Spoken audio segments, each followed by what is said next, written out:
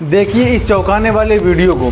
जिला अस्पताल रायबरेली के वार्ड में एक महिला सफ़ेद पोशाक पहने हुए वार्ड आई अपने पैरों से बार बार लाते चला रही है।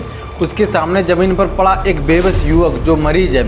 महिला लाते से मार रही है, चप्पल से मार रही है, गाली गलौज कर रही है, उसे अस्पताल के परिसर बाहर के भगाने की कोशिश कर रही है। युवक ना तो उठ पा रहा है ना खुद को बचा पा रहा है, वह बार बार लातों का शिकार बनता चला जा रहा है। पता नहीं वह युवक मानसिक रूप से बीमार है या नशे की हालात में है, लेकिन एक बात साफ दिख रही है, इलाज के लिए आया है। वह युवक मार खाने के लिए नहीं आया है, इलाज करवाने के लिए आया है। आज की इस वीडियो ने पूरे देश की अंतरात्मा को झकझोर कर रख दिया है। सवाल बहुत गंभीर है, क्या अगर कोई व्यक्ति अस्पताल के अंदर नशे या मानसिक अवस्था की हालात में आए तो क्या उसे इसी तरह लातों से मारकर बाहर भगा देना चाहिए या फिर उसे सावधानीपूर्वक संवेदनशीलता से के साथ ट्रीटमेंट किया जाना चाहिए? कौन है ये महिला? जिला अस्पताल में किस पोस्ट पर है? क्यों कर रही है वह ऐसा मानवीय व्यवहार? क्या यही आज के सरकारी अस्पतालों में डॉक्टरों, नर्सों और स्टाफ की हकीकत है? क्या इंसानियत अस्पतालों से गायब हो चुकी है? रायबरेली जिला अस्पताल में हुई यह घटना एक सिर्फ वीडियो नहीं बल्कि पूरे स्वास्थ्य तंत्र पर सवाल खड़ा कर देती है। आज हम आपको इस पूरी घटना की सच्चाई बताएंगे, कौन है जिम्मेदार, प्रशासन क्या कार्रवाई कर रहा है, सब कुछ बताएंगे आपको इस वीडियो में। लास्ट तक बने रहिएगा हमारे साथ। तो चलिए शुरू करते हैं। नमस्ते, मेरा नाम है अमन कुशवाहा और आप देख रहे हैं अमन इंडिया। उत्तर प्रदेश के रायबरेली जिले में जिला अस्पताल में हुई ये घटना जिसने पूरे देश की अंतरात्मा को झकझोर दिया है।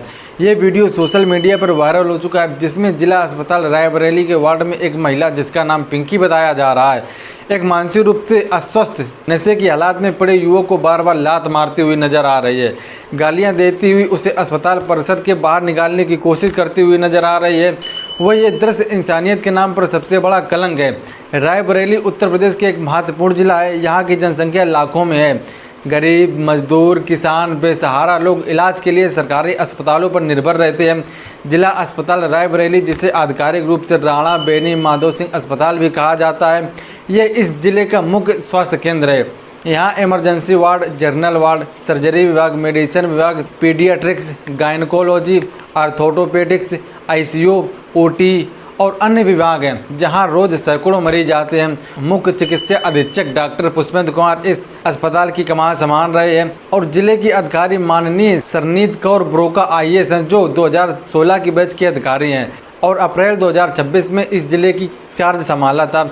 लेकिन आज जो घटना सामने आई है, वरना सिर्फ एक स्टाफ की अमानवीय को उजागर करती है, बल्कि पूरे स्वास्थ्य तंत्र को व्याप्त भ्रष्टाचार, लापरवाही, संवेदनशीलता और सिस्टमेटिक फेलियर को भी सामने लाती है। आइए इस पूरे मामले को विस्तार से समझते हैं। घटना 30 जून यानी 2026 यानी आज की है। यह घटना जिला अस्पताल रायबरेली के वार्ड में हुई है। वीडियो में साफ दिख रहा है कि फर्श पर एक युवक बैठा है और लेटा है। उसकी हालात ठीक नहीं है, हो सकता है वह मानसिक रूप से अस्वस्थ हो या नशे की हालात में हो। ऐसे में एक महिला कर्मचारी, जिसका नाम पिंकी है, उसे बार बार लात मार रही है, चप्पल से मार रही है, गाली गलौज कर रही है और उसे उठाकर बाहर जाने की कोशिश कर रही है। युवक कुछ बोलने की कोशिश कर रहा है, लेकिन उसकी स्थिति सही नहीं है, वह खुद को संभाल नहीं पा रहा है। सबसे दुखद बात यह है कि मौके पर सुरक्षा गार्ड भी मौजूद हैं, लेकिन वो चुपचाप तमाशा देख रहा है।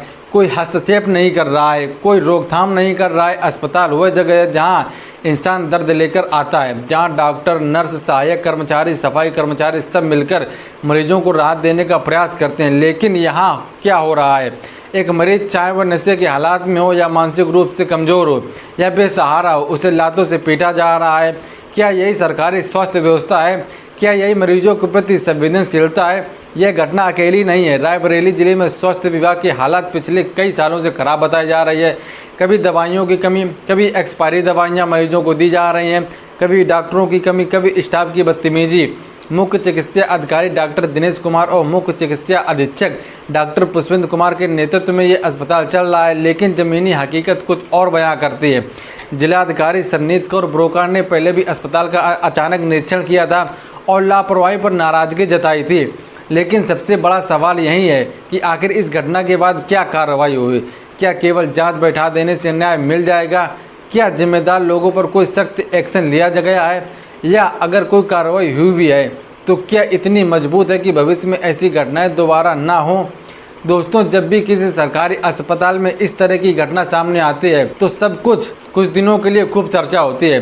अधिकारियों को बयान आते हैं, जांच के आदेश दिए जाते हैं, लेकिन समय बीतने के साथ धीरे धीरे मामला ठंडा पड़ जाता है। ऐसे में आम जनता के मन में एक सवाल उठना स्वाभाविक है कि आखिर गलती करने वालों को वास्तव में कितनी सज़ा मिलती है, क्या ये सिस्टम कितना सुधार होता है। अब हम इस पूरे मामले की जड़ तक जाने की ज़रूरत है।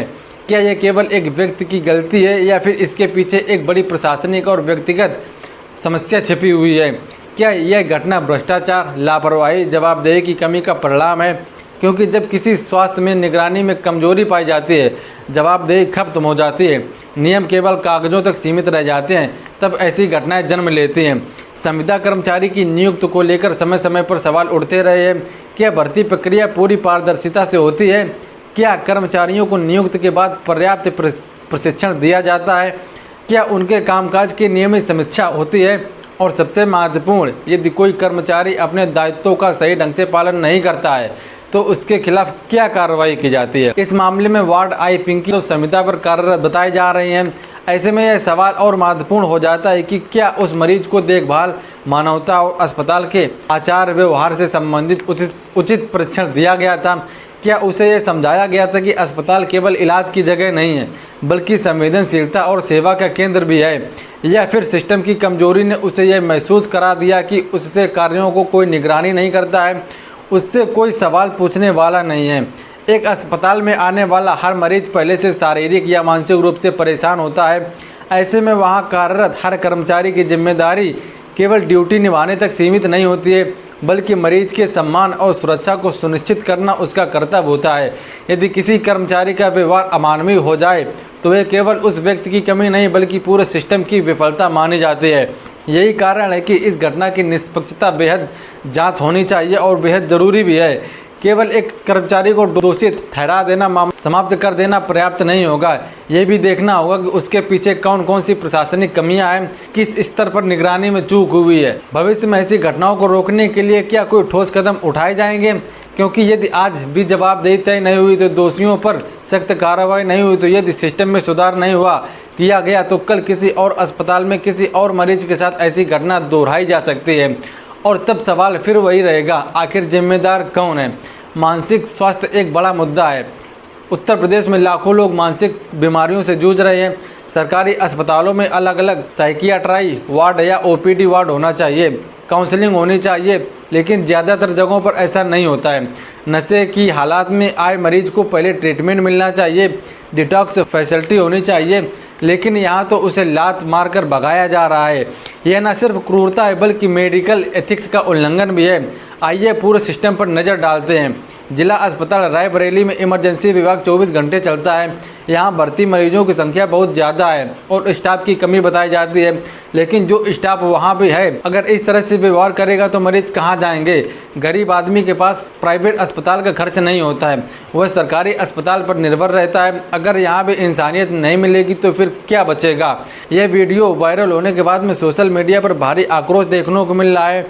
लोग पूछ रहे हैं कि जिला अधिकारी सरनीत कौर ब्रोका इस पर क्या कार्रवाई करेंगी। मुख्य चिकित्सा अधीक्षक डॉक्टर पुष्पेंद्र कुमार ने जांच के आदेश दिए हैं, लेकिन क्या जांच निष्पक्ष होगी? क्या वार्ड आई पिंकी पर तुरंत सस्पेंड किया जाएगा? क्या सुरक्षा गार्ड को जवाबदेही ठहराया जाएगा? क्या पूरे अस्पताल को ऑडिट होगा या ऐसी घटनाएं पहले से हुई या नहीं? साथियों, स्वास्थ्य विभाग में भ्रष्टाचार की जड़ें बहुत गहरी होती हैं। दवाओं की खरीद में कमीशन, बिल्डिंग निर्माण में घोटाला, स्टाफ की नियुक्ति में सिफारिश, मरीजों से पैसा वसूली, ये सब आम बातें बन चुकी हैं। रायबरेली जैसे ज़िले में जहां बड़े बड़े नेता आते रहते हैं, जाते रहते हैं, फिर भी बुनियादी सुविधाएं नहीं हैं। ये दिखाता है कि सिस्टम कितना सड़ चुका है। मैं आपसे पूछना चाहता हूं, अगर ये युवक आपका भाई होता, आपका बेटा होता या फिर आपका पिता होता तो आप क्या करते हैं? क्या आप चुप देखते रहते? नहीं ना। लेकिन ये सब किसी गरीब बेसहारा के साथ होता है तो हम कैसे चुप हो जाते हैं? यही हमारी सामूहिक संवेदना है। अब हम बात करते हैं कि आगे क्या होना चाहिए। जिलाधिकारी सरनीत कौर ब्रोका को व्यक्तिगत रूप से इस मामले को संज्ञान लेना चाहिए। पूरे अस्पताल का सीसीटीवी फुटेज चेक करना चाहिए। पिछले 1 महीने में घटनाएं देखी जानी चाहिए। सभी संविदा स्टाफ की ट्रेनिंग अनिवार्य की जाए। मानसिक स्वास्थ्य यूनिट को मजबूत किया जाए। नशे के मरीजों के लिए अलग प्रोटोकॉल बनाया जाए।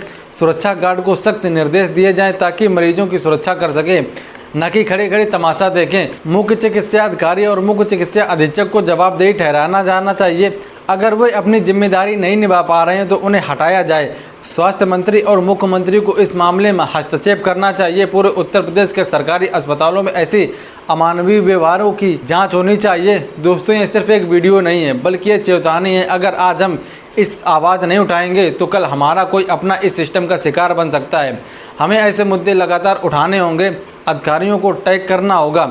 सीएम हेल्पलाइन 1076 पर शिकायत करें। रायबरेली जिला अस्पताल में यह घटना इंसानियत पर प्रश्न चिन्ह खड़ा कर देती है। वार्ड आई पिंकी की इस हरकत को निंदा हर किसी को करनी चाहिए, लेकिन निंदा के साथ साथ सिस्टमेटिक बदलाव भी जरूरी है। भ्रष्टाचार मुक्त, संवेदनशील और जवाबदेह स्वास्थ्य व्यवस्था तभी संभव है जब हम सब मिलकर आवाज़ उठाएंगे। अंत में बस यही कहना चाहूँगा मेडिसिन स्टाफ वालों से कि ऐसा व्यवहार ना करें कि किसी के साथ जो समाज को गलत असर पैदा करे। आप क्या सोचते हैं इस घटना के बारे में कमेंट करके ज़रूर बताइए। चैनल पर नया है तो चैनल को सब्सक्राइब करके अपने साथियों के साथ ज़रूर साझा करिएगा ताकि ऐसी जानकारी आपको मिले और आपके साथियों को मिले। तो पूरा वीडियो देखने के लिए बहुत बहुत धन्यवाद। ऐसे ही अमन इंडिया को देखते रहिए।